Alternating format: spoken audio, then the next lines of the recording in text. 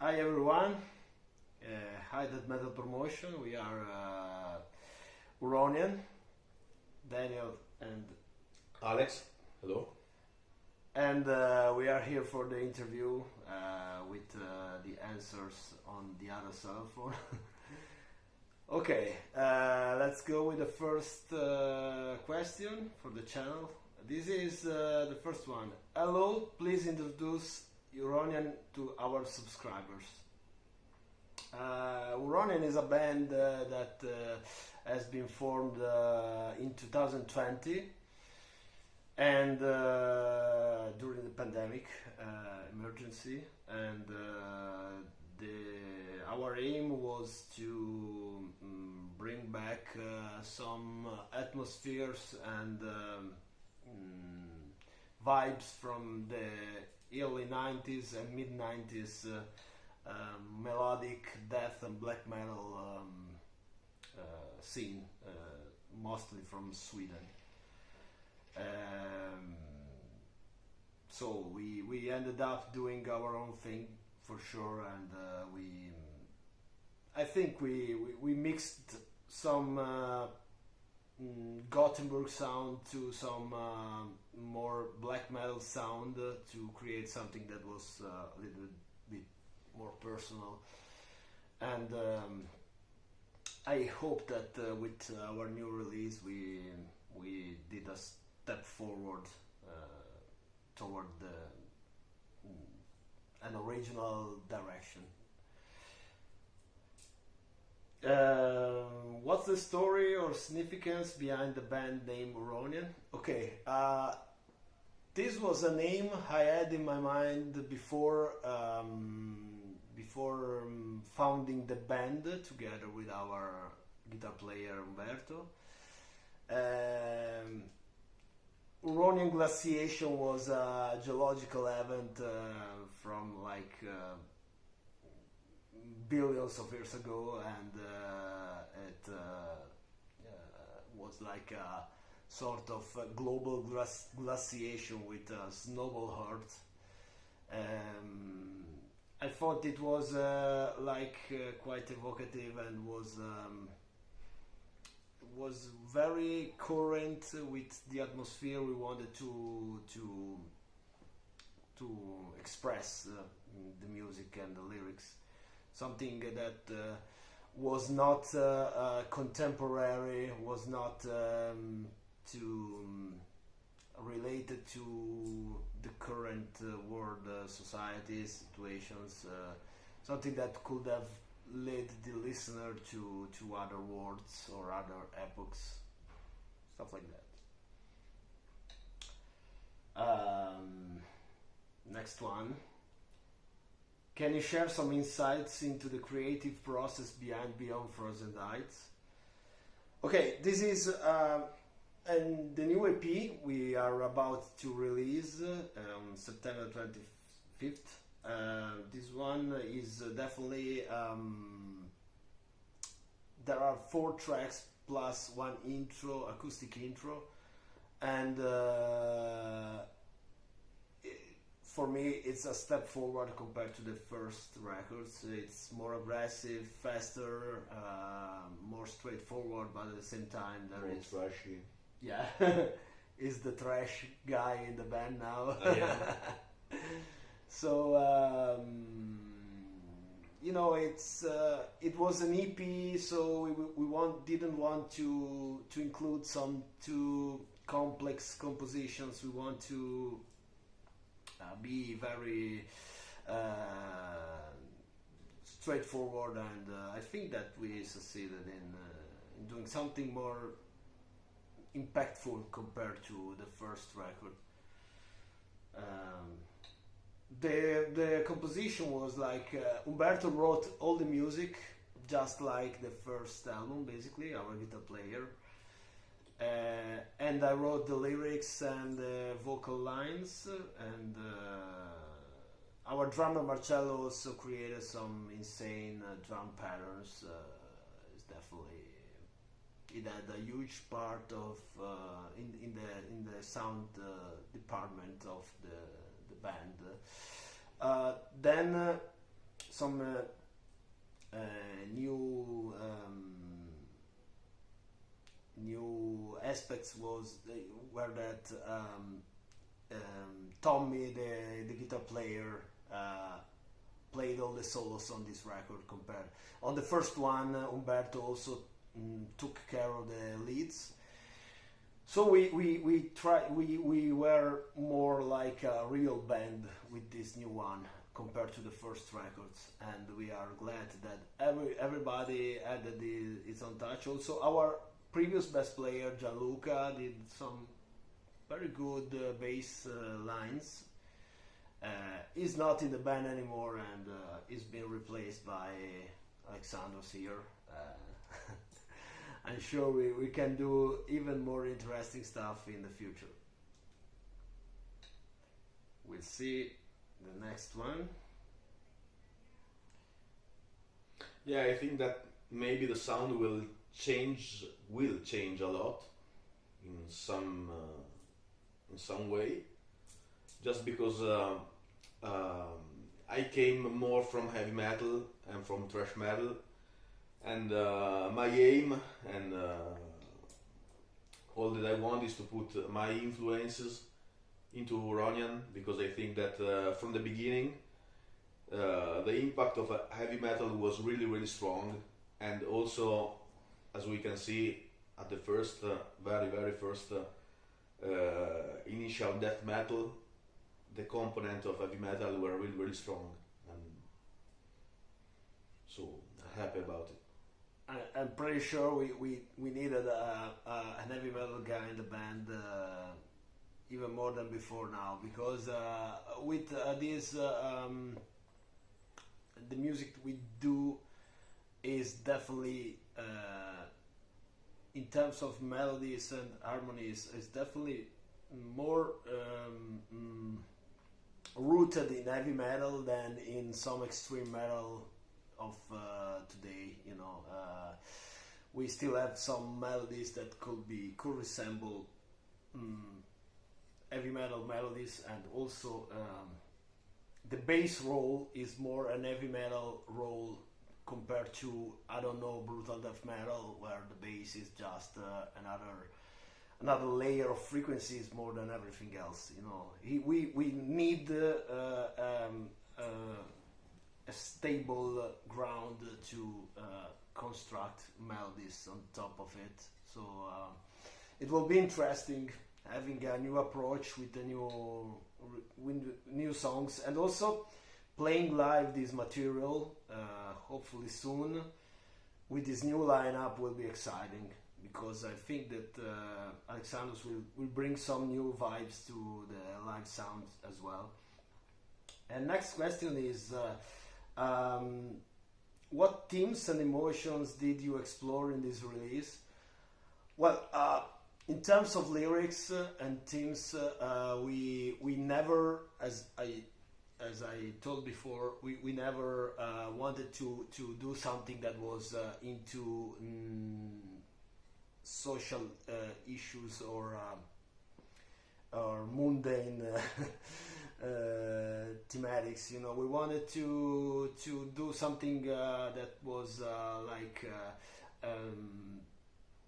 like in a book. You hear the music and you have the lyrics that lead to you to some very scary or cold or distant landscapes. And when I write the lyrics, I usually draw inspiration from literature. I know writers like H.P. Lovecraft, like Gene Wolfe also, a writer that inspired me a lot. Also Edgar Allan Poe, of course. All these masters of horror stories or dark visions. I really want to explore this kind of landscapes and give the music the right atmospheres, instead of trying to express a message or that could be political or social, or there are no messages. It's just try to bring the listener to places where this kind of music could be the soundtrack. Okay, let's go with the next one. Could you give us some background on the EP cover art and how it connects with the music? Once again, I did the cover art as well as the first record. It's the same. With the cover art is the same as with the lyrics. I just try to depict something that I'd like the listener that the listener will go toward. The cover art is clearly inspired by Lovecraft's At the Mountains of Madness. Two of the lyrics for the songs Over Frozen Nights 1 and 2 are freely inspired by that story novel, and it's one piece of atmosphere, music, lyrics, everything together. Just want to be current, and it is a landscape, a frozen landscape with like some non-Euclidean structures, architectures, and that's what I wanted to do when I finally completed the lyrics for the songs.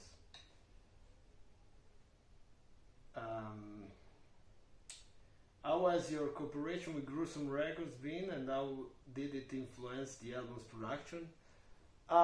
They just never suggested anything. They are great guys. We know them very well, and they were, totally convinced by what we sent in them, and they never, forced us doing something different from what we do, basically. So we had total freedom.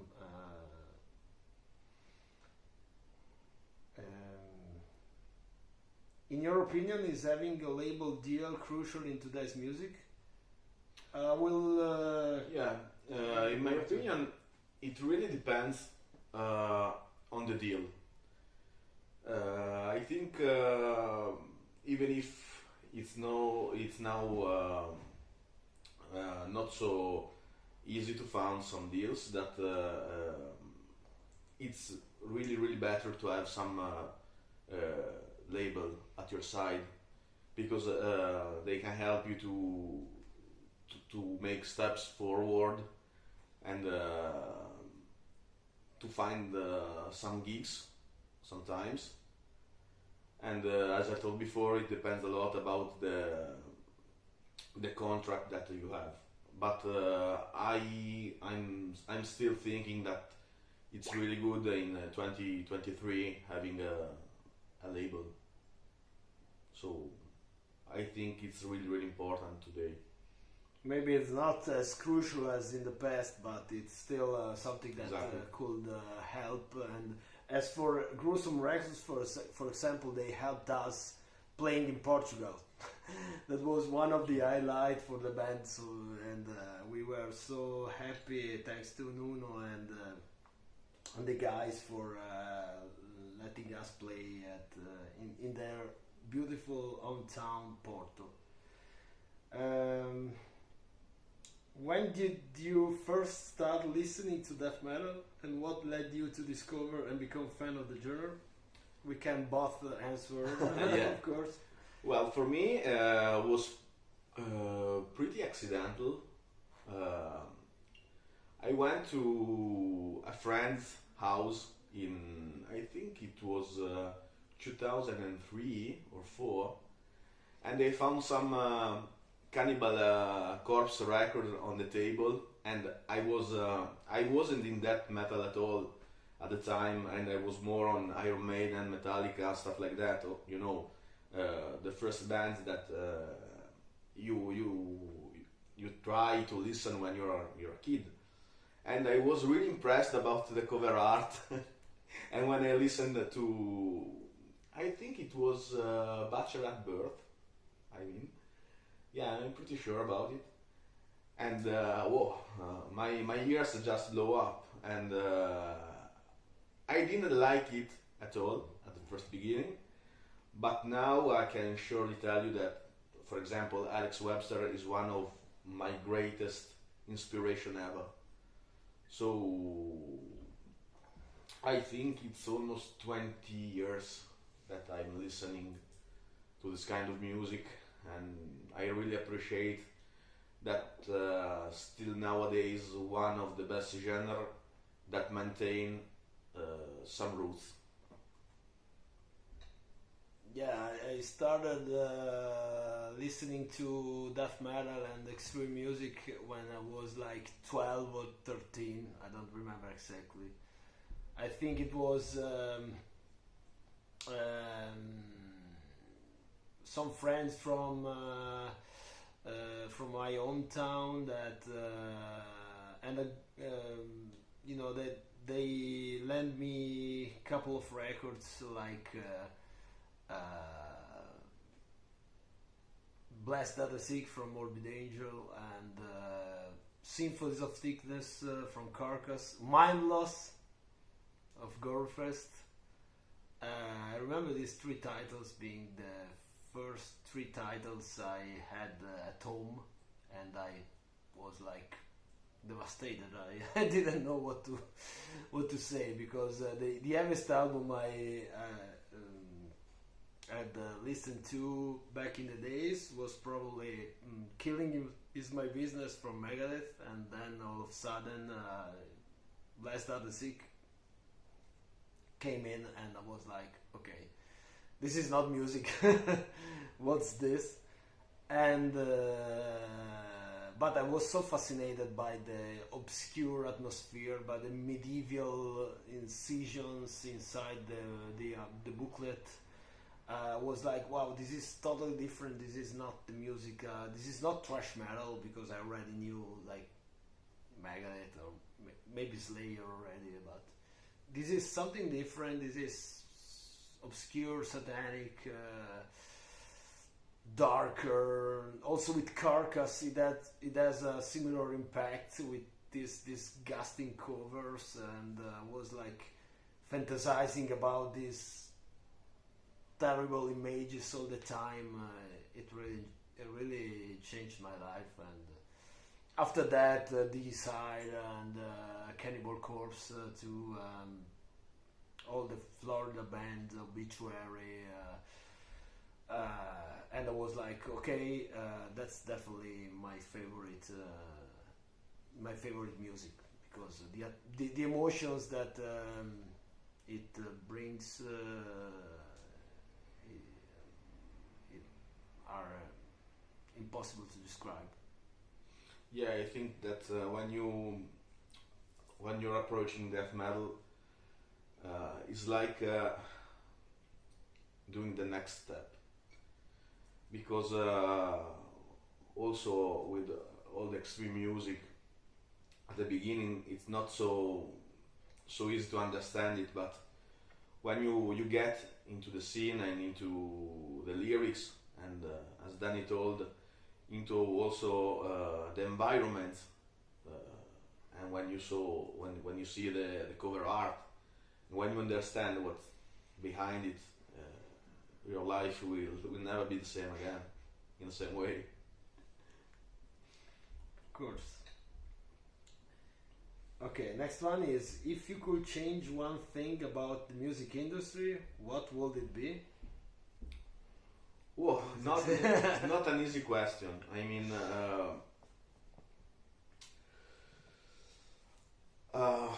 for sure, I'm 36 years old, so the music industry has changed a lot.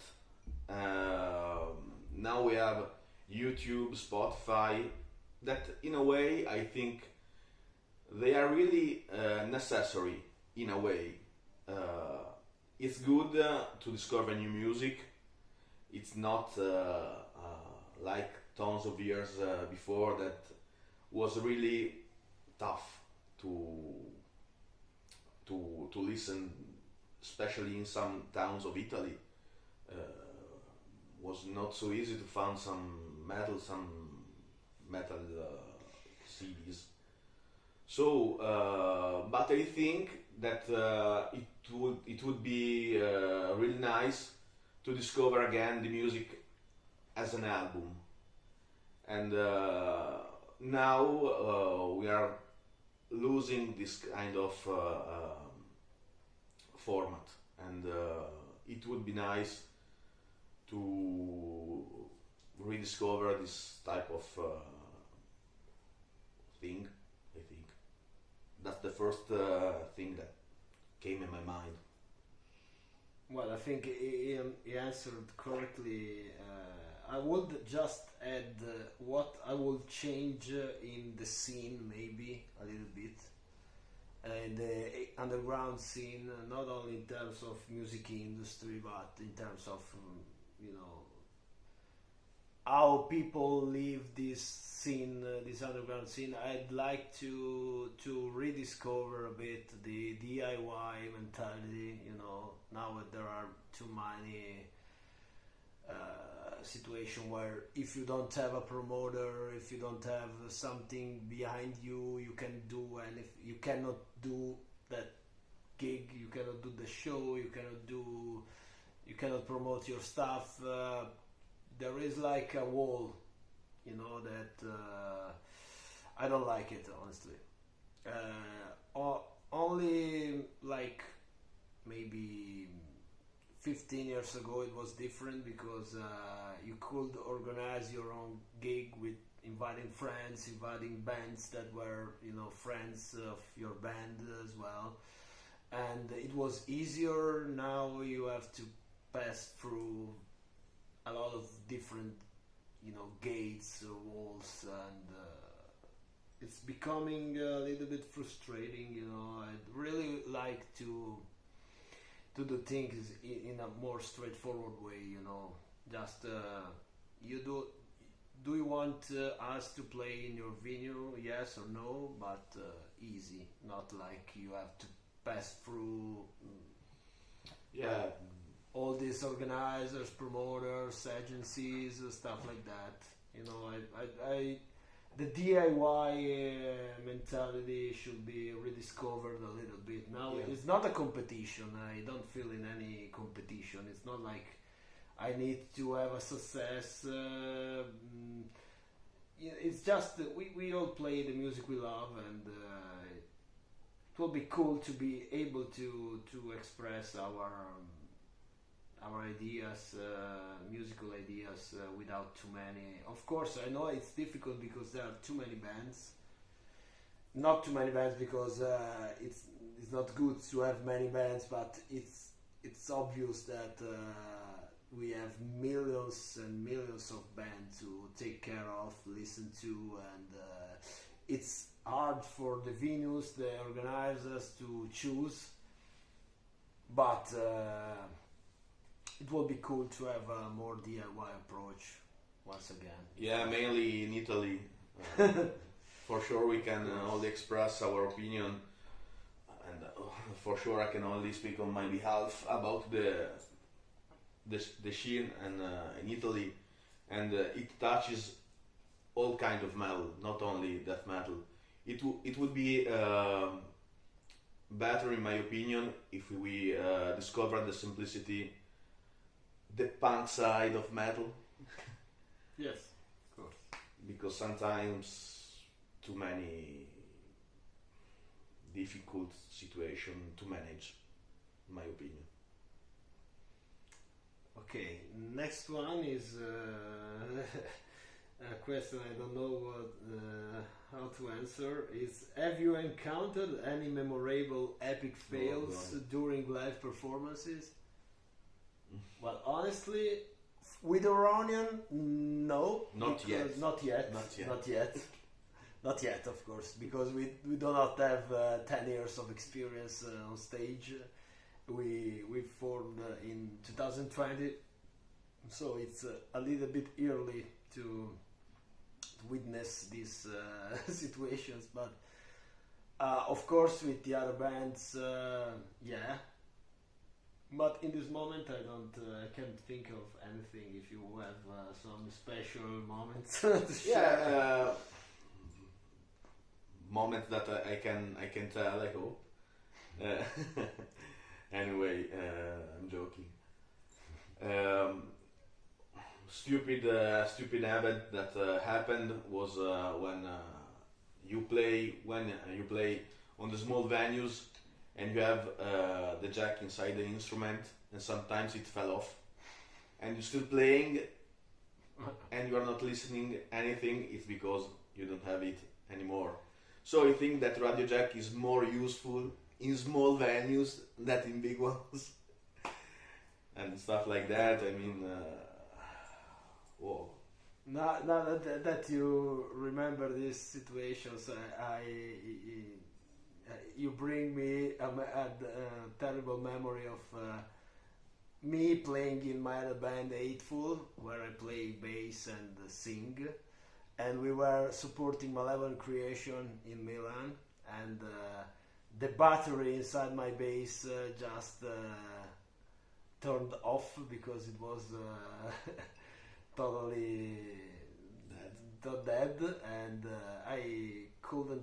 I had to mimic playing bass for the last 4 or 5 tracks. No worries, anyone hear the bass. I could play the bass properly, but no one was hearing it. So maybe it was a benefit. I don't know, but okay. Next one. Are there any recent music or movies that have deeply impressed you? Wow, this is both in terms of movies and music. It's a period where I didn't find anything really captivating, but of course there are some good albums and good films outside. I think just to let you know that probably the last interesting movie I saw at the cinema, it was already a long ago. It was the latest Cronenberg film. Cronenberg, sorry. Cronenberg is the beer. Yeah, both good. We are it both depends. One is better than the one. Cronenberg. What was the name of the movie? The last one? The latest one, yeah. The one with Viggo Mortensen. I don't remember. Okay, the latest Cronenberg movie.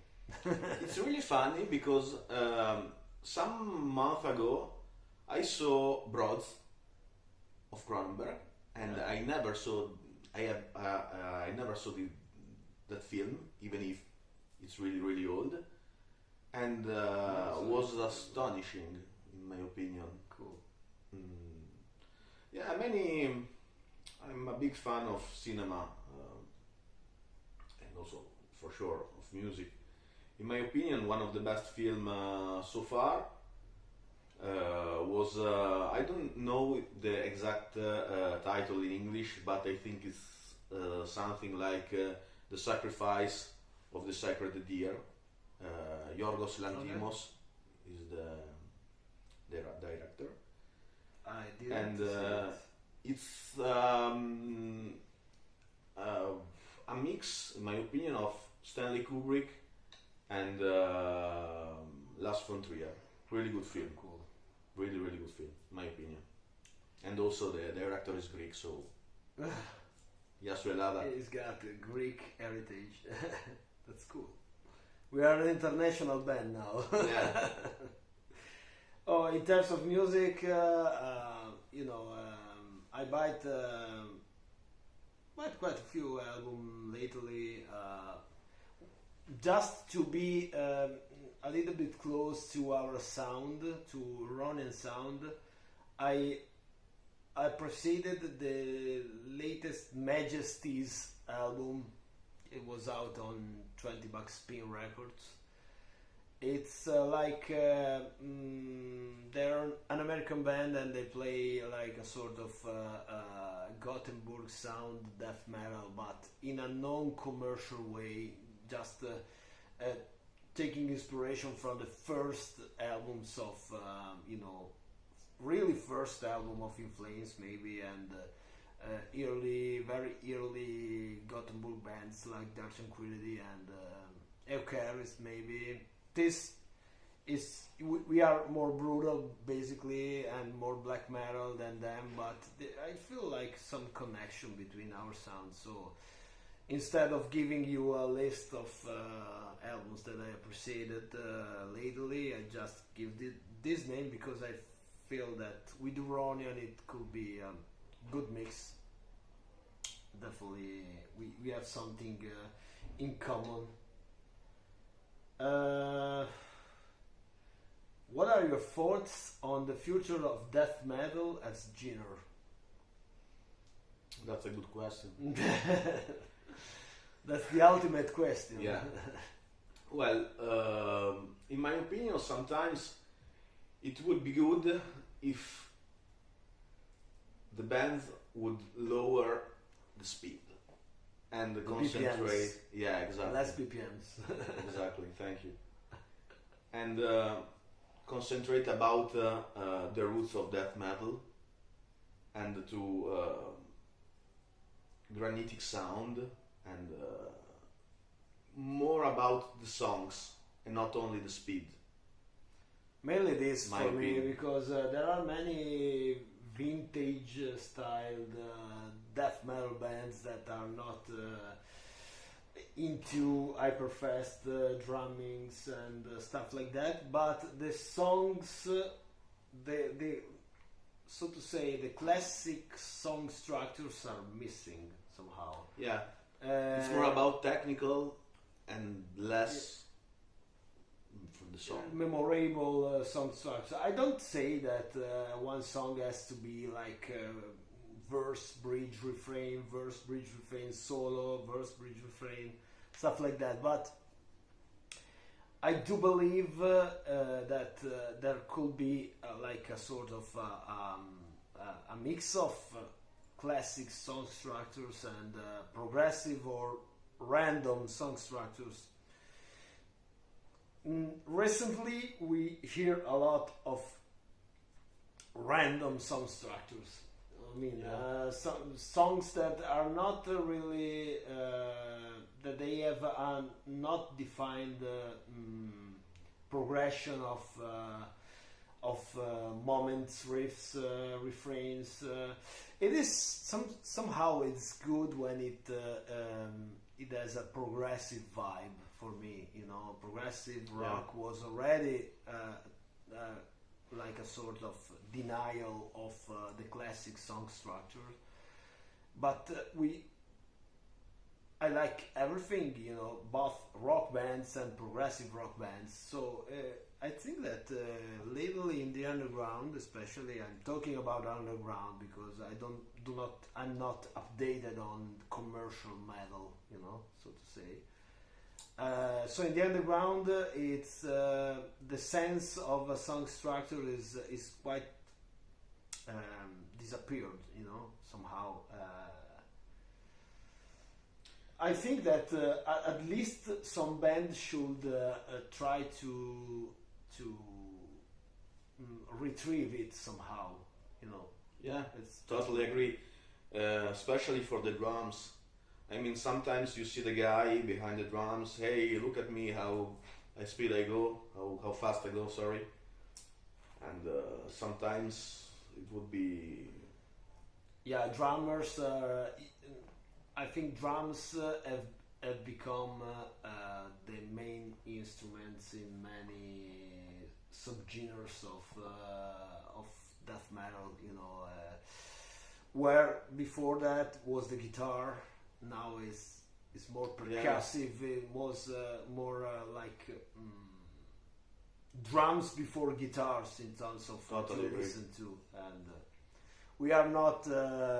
We are different.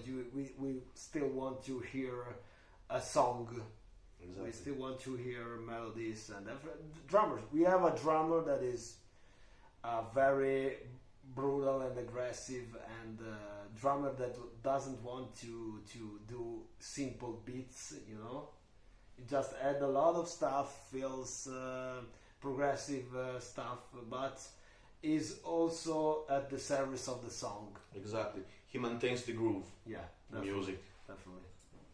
And it makes a really difference, in my opinion. So that's what we hope for the future of the genre. Okay, can you describe the current death metal scene in Modena?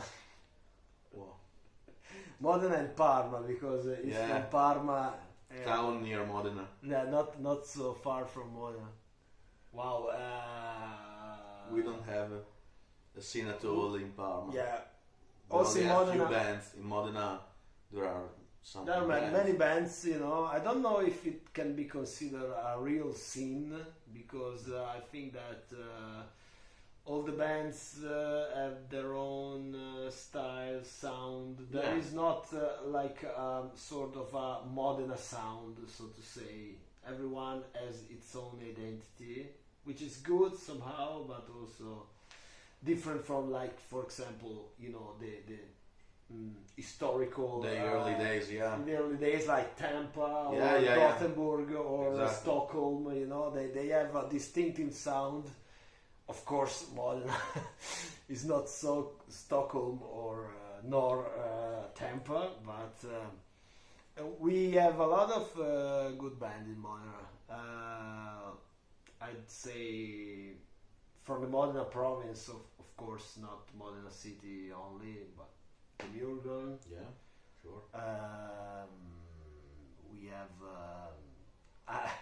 I don't know if they're from Bologna or from Modena, but they're Shrieking Demons. Lately, there is this band, you know, coming from every part of Italy, but they practice in Modena, so it's Based in Modena. Based in Modena. Unbirth also could be considered a Modena band. More on Suffocation style, for example. Yeah. And many more, and of course I have to say sorry to who we are forgetting, because we are drinking, we are talking, we are forgetting everything, you know. Yeah. So yeah, there are many other bands. Also, you know, another band that is definitely a very good band of friend, and an experimental black metal band that really kicks ass is Letitian Holocaust. They're called. Our drummer Marcello from Huronian and Hateful also play in Letitian Holocaust. They are great. And then there are you know, bands like Gruesome, bands like Graveside are still Graveside are not active at the moment. Not. One of my favorite bands from really Bologna, great. Bologna, Modena, yeah. Astonishing records. I mean, Yeah, they are great. They're really fucking great. Yeah. The singer Gabriele. Wow. He's from Modena. Brutal. He's from Modena. He's also singing Shrieking Demons. Brutal singer. So there are many. I don't know. In Parma, you have to. Only Distruzione. Distruzione. We That's shared the the only- stage with them. Yeah, early 90s band. Yeah. But not so easy to find a scene here, especially now. So I'm forced to go to Modena and to travel across Italy. What's your top favorite death metal album of all time, and why? Wow, this is the most challenging question ever. Impossible to say. Impossible For me. to say. I just can say that probably the album that changed my life, maybe. Yeah, that's more. It's Blessed Are the Sick from Morbid Angel, because this is the first one that was the first full death metal album I listened to. Before that, I only had a compilation filled with everything: Sadus, the E-side, Obituary, you know, Slayer, Morbid Angel. But that album was the first full album someone lent me, and I was like Wow, this is something from another world. So Yeah, and I think one of the most greatest thing is that also for me, Last Are the Sick is one of the best album ever. In that album, you have the best, in my opinion, acoustic song. And Desolate Ways. for me, it represents exactly what death metal was. So, for me, as I told before, it's not so easy to pick an album, but I can pick some bands like Cannibal Corpse, Butcher at Birth, and for example, Spiritual Healing of Death for me was a really important record. Blessed Are the Sick, Morbid Angel, and I think War Master of Bolt Thrower. Oh, cool. And that's good band in my opinion. Yeah. Really, really big fan. I am. Definitely. And for sure, Early at the Gates. Oh, cool. Also The Crown, good band, really. Death Race King was really That was a sick one. Yeah. Yeah. Definitely. one of the best records so far, in my opinion. Well, At the Gates are definitely one of the bands that influenced us most. Dissection also. The section. The Somberland. Yeah, the Somberland and Astonishing. Storm of the Lights Bane. Yeah, another album that changed my life, but a little bit later than Morbid Angel. I'd say that albums from the early 90s had different inspiration. They were like, you can feel the strength of the fact that they were kids, or especially in Sweden, they were really young, but they were full of ideas, and they didn't want to make conventional music. They just want to explore new territories, and of course we are not so lucky. You cannot explore new territories without going completely outside of the original meaning of the genre. We are forced to just try to be as much personal as possible, mixing things we love from here and there, and try not to copy anyone in particular. But we cannot, do something completely new, of course. Well, when you listen to the bands that he mentioned, you can hear that they were doing something that was never done before. So this is a completely different era somehow. Yeah. So and it was cool that the vein of heavy metal was in it. yeah, definitely. Because, for example, even in the section, in the Somberland, the first song, you hear these high-pitched vocals, yeah, King Diamond style, yeah, definitely. and it really blew my mind. Definitely. So I really hope we can turn back to that route. Yeah, bring back that stuff somehow. What plans do you have for the future of Huronian? Okay. Next plans are, of course, releasing this new EP on September 15, and after that we will Take the CD. Okay. Over there. We have our own copy just arrived from the label. It's reversed, but you can because of the camera.